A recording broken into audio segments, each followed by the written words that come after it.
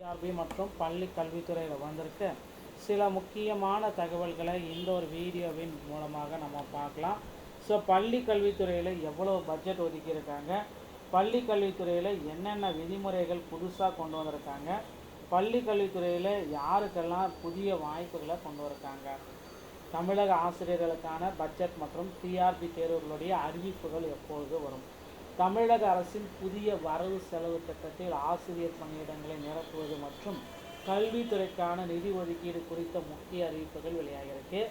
அரசு தேர்வாணையங்கள் இனி தங்களின் ஆண்டு தேர்வு கால அட்டவணையை முன்கூட்டியே வெளியிட்டு தேர்வு முடிவுகள் மற்றும் பணி நியமன தேதிகளை வெளிப்படையாக அறிவிக்க முடிவு செய்திருக்கிறார்கள். பள்ளிக்கல்வித்துறையில் சுமார் 44,527 கோடி நிதி ஒதுக்கீடு ஒதுக்கப்பட்ட நிலையில் கற்றல் வழிகளை மேம்படுத்த தேவையான சிறப்பு திட்டங்களும் இதில் இடம்பெற்றுள்ளன. வரும் ஆகஸ்ட் மாதத்தில் நடைபெற உள்ள மானிய கோரிக்கை விவாதங்களின் பொழுது காலி பணியிடங்கள் குறித்த விரிவான தகவல்கள் மற்றும் துறை சார்ந்த அறிவிப்புகள் வெளியாகலாம். போட்டித் தேர்வுகளுக்கு தயாராகும் ஆசிரியர்களுக்கு நம்பிக்கையூட்டும் வகையில் அமைந்துள்ள இந்த பட்ஜெட் அரசு பணிக்காக காத்திருப்பவர்களுக்கு ஒரு நற்செய்தியாக அமைந்திருக்கு அப்படின்னு சொல்லலாங்க. பட்டதாரி ஆசிரியர்களுடைய காலி பணியிடங்கள் அதிக அளவில் பார்த்திங்கன்னா பட்ஜெட்டில் அறிவிக்கப்படுறதா இருக்காங்க. தமிழ்நாடு கல்வி பட்ஜெட் 2024 6 மற்றும் 7 என்னென்ன புதிய மாற்றங்கள், 44,527 கோடி ஒதுக்கீடு, ஆசிரியர் நியமனம் மற்றும் நலன் இதில் மாற்றங்கள் இருக்குது. உட்கட்டமைப்பு மற்றும் மேம்பாடு இதில் மாற்றம், மாணவர் மேம்பாடு மற்றும் கல்வித்தரம், பாதுகாப்பான வளாகம். ஆகஸ்ட் 24ஆம் தேதி பள்ளிக்கல்வித்துறை மானிய கோரிக்கை மற்றும் முழுமையான காலி பணியிடங்களுடைய அறிவிப்பை வெளியிடுற நாள் அப்படின்னு நம்ம சொல்லலாம். ஸோ வெளிப்படையாக ஆசிரியர் தேர்வு வாரியத்துடைய ஆண்டு திட்டம், வெளிப்படைத்தன்மை, தேர்வு தேதி அறிவிக்கணும், தேர்வு நடைபெறும் தேதி அறிவிக்கணும், தேர்வு முடிவு வெளியிடணும், பணி நியமன தேதியை வெளியிடணும், முழுமையாக வெளிப்படைத்தன்மை, பதவி உயர்வு மற்றும் பணியிட மாறுதல்களில் வெளிப்படைத்தன்மை உறுதி செய்யப்படும். சேவை உரிமை சட்டம், ஆசிரியர்களின் நலன் காக்க புதிய சேவை உரிமை சட்டம் அறிமுகப்படுத்தப்படும். ஆகஸ்ட் 17 மற்றும் 24 அனைத்து துறைகளிலும் உள்ள காலியிடங்கள் குறித்த முழுமையான தகவல்கள் வெளியிடப்படும் அப்படின்றது எதிர்பார்க்கப்படுதுங்க.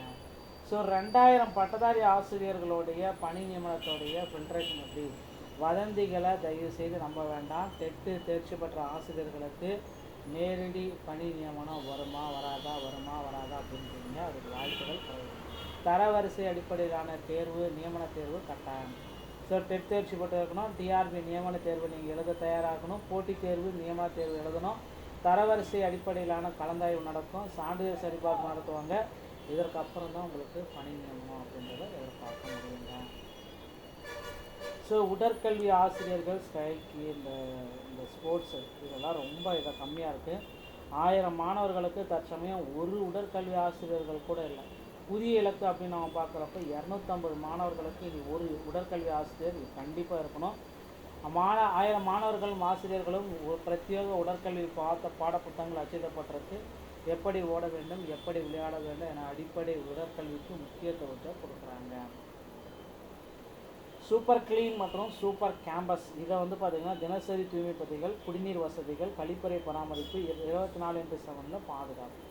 ஒரு பள்ளி நிறைவு திட்ட அரசு பள்ளிகளை பார்த்திங்கன்னா நவீனமாக்குற இலக்கு. மொத்த மதிப்பீடு அப்படின்னு நாம் பார்க்குறப்ப 2132 கோடி, இந்த ஆண்டுக்கு 300 கோடி. மாணவர்களுக்கு தரமான கல்வியை போல தரமான பள்ளிக்கூடங்களும் அவசியம் என்ற நோக்கில் அனைத்து பள்ளிக்கூடங்களுடைய உட்கட்டமைப்பு வசதிகள் மேம்படுத்தப்படும். மொத்த பள்ளிகள் 3734 பள்ளிகளில் உயர்நிலைப் பள்ளி 855, நடுநிலைப் பள்ளி 365, தொடக்க பள்ளிகள் 2554 பள்ளிகளுடைய தரத்தை மேம்படுத்தணும் அப்படின்னு சொல்கிறாங்க. பெருந்தலைவர் காமராஜருடைய நவீன சிறப்பு உண்டு உறைவிட பள்ளிகளை இதை மாற்றணும் அப்படின்னு சொல்கிறாங்க.